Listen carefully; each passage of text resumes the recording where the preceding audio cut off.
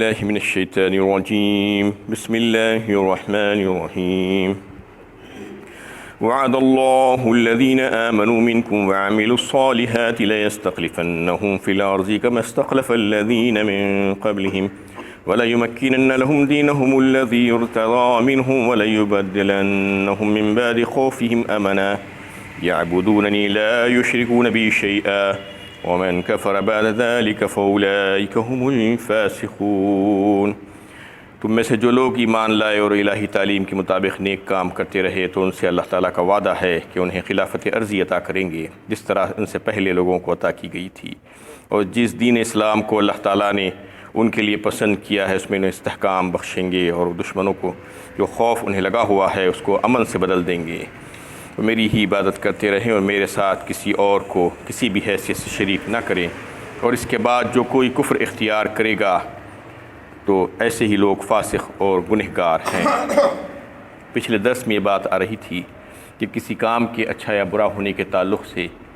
ہمیں یہ اختیار نہیں دیا گیا ہے کہ اس کے تعلق سے فیصلہ کریں، بلکہ اس کے لیے دلیل چاہیے۔ دلیل کیا ہے؟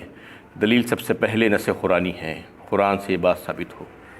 یا رسول اللہ صلی اللہ علیہ وسلم کے سنت سے یہ بات ثابت ہو، یا نہیں تو صحابہ کرام یا خلفائے راشدین کی زندگیوں میں یہ بات اگر ہمیں ملتی ہو تو وہ بھی دلیل بن سکتی ہے۔ یعنی بسا اوقات ایسا ہوتا ہے کہ قرآن اور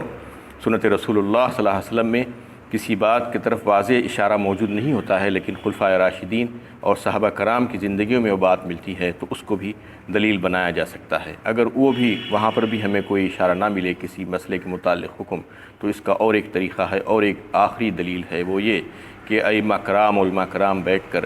اس بات پر جو ہے انہیں متفقہ طور پر فیصلہ کرتے ہیں اور غور و فکر کرتے ہیں قرآن اور سنت کی روشنی میں، اور قیاس کے ذریعے سے وہ مسئلے کا حل تلاش کرتے ہیں اس جیسے مسئلے کو سامنے رکھتے ہوئے، تو اس کو اجتہاد کہا جاتا ہے۔ اجتہاد بھی ایک دلیل بن سکتی ہے، کیونکہ بہت سے مسئلے ایسے ہوتے ہیں کہ وہ اس زمانے میں نہیں تھے، لیکن آج جو درپیش ہیں وہ مسائل کا حل جاننے کے لیے قرآن اور سنت ہی کی روشنی میں جاننا پڑے گا، اس کو قیاس کہتے ہیں۔ قیاس کے ذریعے سے اجتہاد کیا جاتا ہے۔ تو یہ دلائل ہیں۔ اس کے علاوہ کسی کا عمل، اپنا ذاتی عمل یا انفرادی عمل دلیل نہیں بن سکتا، چاہے وہ کتنی بڑی حیثیت کا حامل فرد ہی کیوں نہ ہو۔ کوئی یہ نہیں کہہ سکتا کہ ہمارے فلاں صاحب نے یہ عمل کیا ہے اس لیے لہٰذا ہم اس کو ویسا ہی کریں گے، اس کو دلیل کے طور پر پیش نہیں کر سکتے۔ دلیل اتنے ہی ہوں گے، اس کے علاوہ اور کچھ نہیں۔ ہاں، جو لوگ اجتہاد کر کے جو پیش کرتے ہیں وہ دلیل ہے، جیسا کہ میں نے آپ سے کہا کہ وہ بھی قرآن اور سنت ہی کی روشنی میں قیاس کے ذریعے سے اجتہاد کرتے ہیں، وہ دلیل بن سکتی ہے۔ تو اس میں بس ہمیں یہی خیال رکھنا ہوگا کہ کسی عمل کو ہم اپنے طور پر اچھا یا برا نہیں کہہ سکتے یا سمجھ نہیں سکتے، بلکہ دلیل کی بنیاد ہی پر اس کو اچھا سمجھنا ہوگا، ورنہ پھر ہم اپنے آپ ذمہ دار ہوں گے، اللہ کے پاس مواخذے سے نہیں بچ سکتے۔ اس کے بعد اللہ تعالیٰ نے جو وعدہ کیا تھا کہ یہ دو شرائط اگر تم پورے کر لو گے، ایمان لا کر عمل صالح کرو گے، تو پھر ہم تمہیں 3 باتیں تمہارے ساتھ کریں گے۔ 3 وعدے اللہ تعالیٰ نے کیے تھے۔ سب سے پہلا وعدہ جو تھا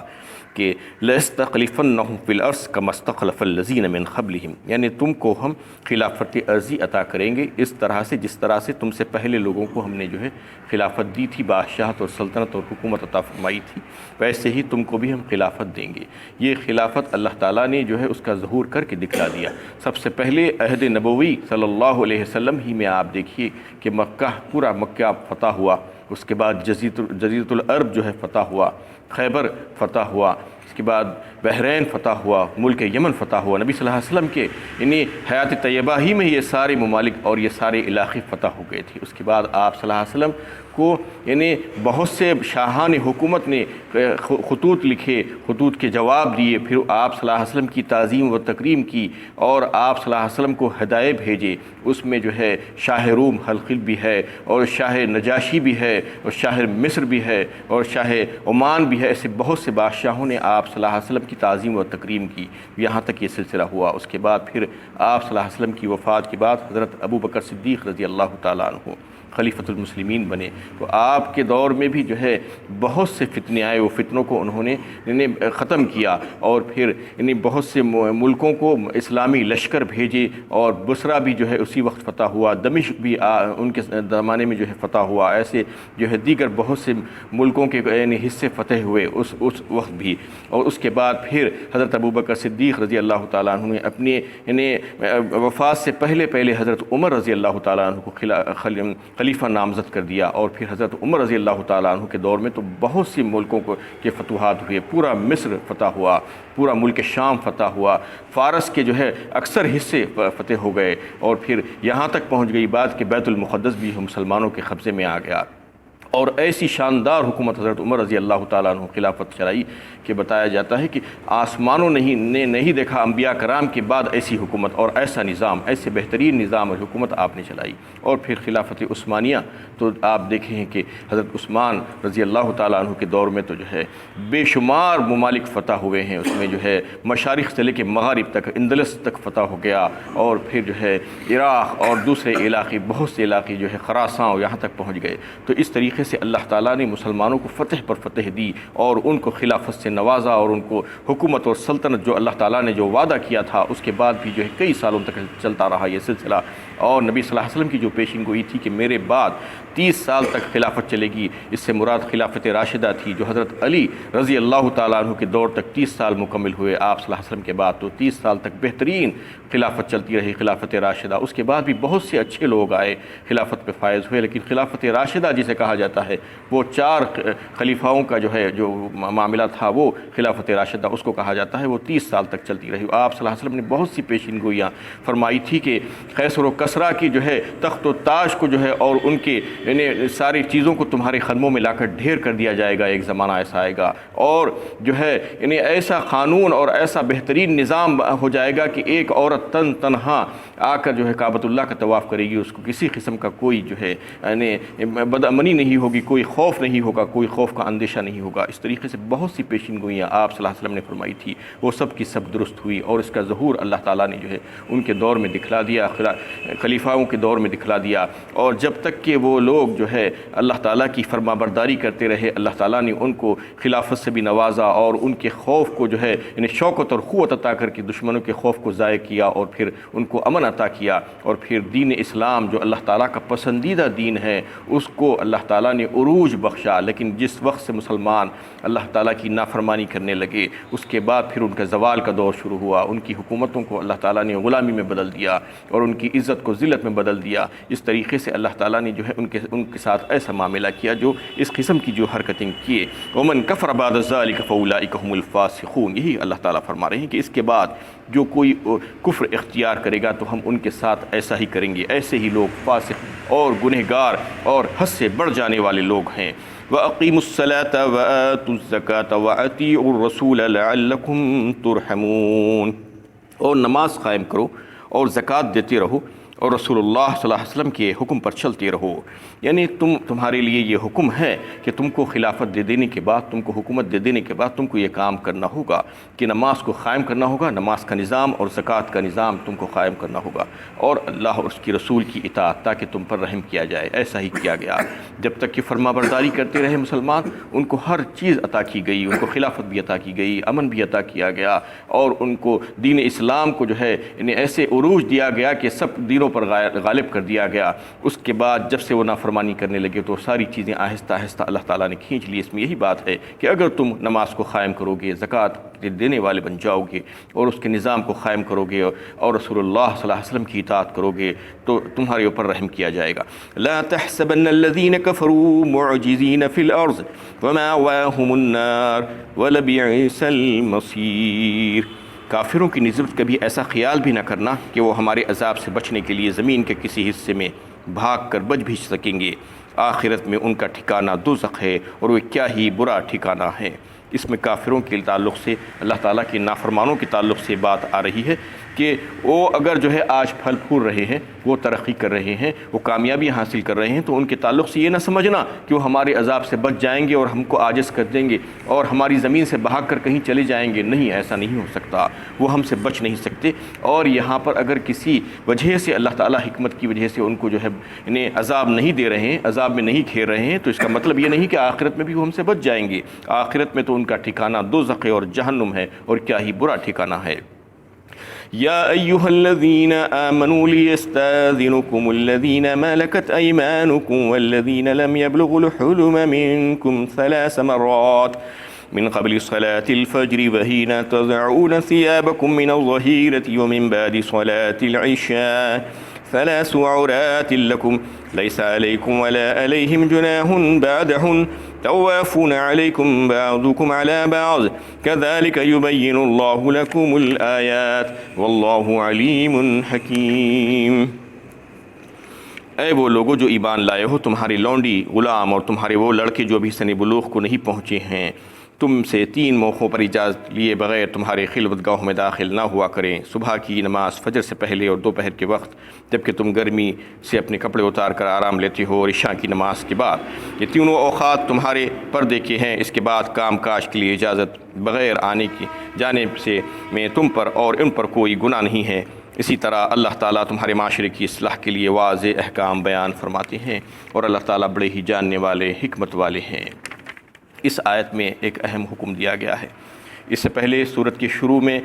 تقریباً 4 رکوع تک جو احکامات دیے جا رہے تھے وہ پردے کے، ستر اور حجاب کے، اور عورتوں کے زیب و زینت کے، اور زنا اس کے متعلق اس کی سزاؤں کا، یہ تمام احکامات دیے جا رہے تھے. اور گھروں میں داخل ہونے کے ادب اور گھروں میں داخل ہونے سے پہلے اجازت لینے کا حکم، یہ سب اس لیے دیا جا رہا تھا کہ بے شرمی اور بے حیائی نہ پھیلے اور عورتوں کی عزت اور عصمت محفوظ رہے. اس لیے اللہ تعالیٰ نے یہ تمام احکامات دیے تھے ایک بہترین صالح معاشرے کا وجود عمل میں آئے. اس آیت میں یہ بات بتائی جا رہی تھی. ابھی تک تو گھروں میں داخل ہونے کی بات ہو رہی تھی، اب گھروں میں داخل ہو گئے ہیں. جو لوگ گھروں میں رہنے والے جو لوگ ہیں، گھر انہیں کسی کے محرم رشتہ دار ہیں، جیسا کہ جو ہے اس کی اولاد ہے، یا اس کے بھائی بہن ہیں، یا اس کے لونڈی غلام ہیں، یا اس کے چھوٹے بچے جو ابھی نابالغ ہیں، سن بلوغ کو بھی نہیں پہنچے ہیں، ان تمام لوگوں کو ادب سکھایا جا رہا ہے کہ جو ہے وہ لوگوں کے پاس جانے سے پہلے ان کے حجرے میں، ان کے کمرے میں جانے سے پہلے تم ان سے اجازت لینا چاہیے. 3 اوقات انسان کی تنہائی کی اور خلوت کی ہوتے ہیں. اللہ تعالیٰ نے اس میں بیان فرما دیا کہ 3 اوقات کون سے ہیں. سب سے پہلے فجر کی نماز سے پہلے، اور دوپہر میں ظہر کی نماز کے بعد جب انسان آرام کرتا ہے، اور شام میں عشاء کی نماز کے بعد. یہ 3 اوقات انسان کی خلوت کے ہے اور آزادی کے ہے اور تنہائی کے ہے. اس میں انسان اپنے کپڑے، زائد کپڑوں کو بھی اتار کر رکھ دیتا ہے. اس لیے اس کو جو ہے اس کے پاس کوئی اگر جانا چاہے تو ان کو پہلے اجازت لینا ہوگا. اس میں چھوٹے بچے بھی شامل ہیں. چھوٹے بچے کیوں شامل ہیں اس میں؟ اس وجہ سے کہ ان کی بھی تربیت ہو، ان کو بھی ادب سکھایا جائے، کیونکہ آگے چل کر جو بڑے ہوں گے، بالغ ہوں گے، تو ان کو بھی یہ معلوم ہونا چاہیے کہ اجازت کے بغیر اپنے ماں باپ کے کمرے میں بھی نہیں گھسنا ہے. تو یہ اولاد کے لیے بھی ہے، اپنے بھائی بہنوں کے لیے بھی ہے، اور دیگر جو بھی رشتہ دار گھر میں رہ رہے ہیں، محرم رشتہ دار، یعنی گھروں میں آنے کے بعد، اندر آنے کے بعد کی بات ہو رہی ہے اجازت کی. اور دوسرے جو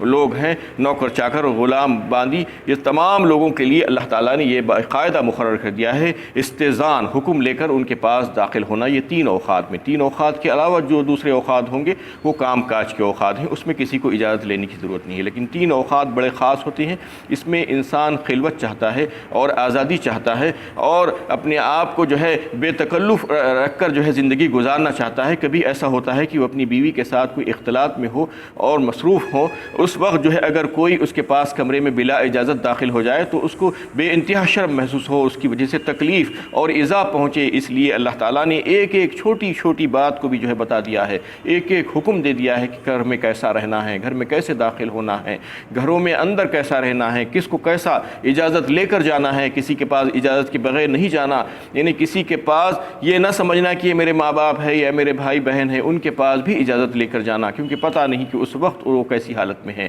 اس لیے اس میں یہ حکم دیا اور یہ بتا دیا گیا، اور یہ علت بھی بتا دی گئی کہ یہ 3 اوقات بڑے جو ہے پردے کے ہوتے ہیں، اور اس میں جو ہے خلوت چاہتا ہے انسان،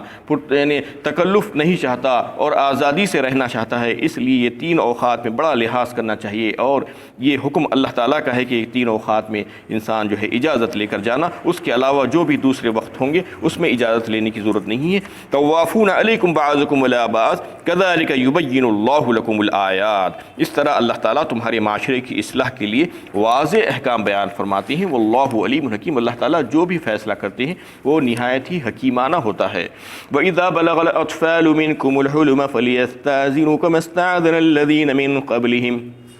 كَذَلِكَ يُبَيِّنُ اللَّهُ لَكُمْ آيَاتِهِ وَاللَّهُ عَلِيمٌ حَكِيمٌ، اور جب تمہارے لڑکے بالغ ہو جائیں تو انہیں بھی اسی طرح اجازت لینی چاہیے جس طرح ان سے پہلے بڑے اجازت لیا کرتے تھے۔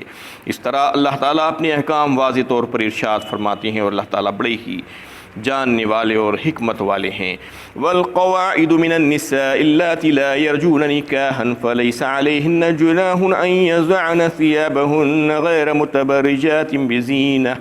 وَإِن يَسْتَعْفِفْنَ خَيْرٌ لَهُنَّ وَاللَّهُ سَمِيعٌ عَلِيمٌ، اور وہ بوڑھی عورتیں جو سنیاس کو پہنچ چکی ہیں اور جو اولاد کے قابل نہیں ہیں اور نکاح کی خواہش نہیں رکھتی، اگر وہ جوان عورتوں کی طرح چادر سے ستر پوشی نہ کریں تو ان پر کوئی گناہ نہیں ہے، بشرطے کہ انہیں اپنے حسن کی نمائش مطلوب نہ ہو۔ تاہم اگر وہ احتیاط برتیں تو ان کے لیے بہتر ہے، اور اللہ تعالیٰ سب کچھ سننے اور جاننے والے ہیں۔ اس سے پہلے پردے کے احکامات اور زیب و زینت کو دکھانے کے موقع اللہ تعالیٰ نے ظاہر فرمائے تھے کہ ایک جوان عورت کس کے سامنے اپنے زیب و زینت کا اظہار کر سکتی ہے اور کس کے سامنے نہیں کر سکتی، لیکن ایک بوڑھی عورت کے لیے اور ایک استثنائی صورت اللہ تعالیٰ نے بتائی، جو بالکل بوڑھی ہو چکی ہے اور جسے نکاح کی کوئی خواہش نہ ہو اور جس کے طرف کوئی مائل نہ ہوتی ہو، تو ایسی عورتوں کے لیے اللہ تعالیٰ نے یہ حکم دیا ہے کہ وہ اپنی زائد جو کپڑے ہیں اور زیب و زینت کا اظہار غیروں کے سامنے بھی کر سکتی ہیں، اجنبی اور غیر مردوں کے سامنے بھی اس کی اجازت ہے، لیکن اگر وہ اس سے بچی تو زیادہ بہتر ہے۔ وَأَن يَسْتَعْفِفْنَ خَيْرٌ لَهُنَّ، اور یہ اس صورت میں ہی ہو سکتا ہے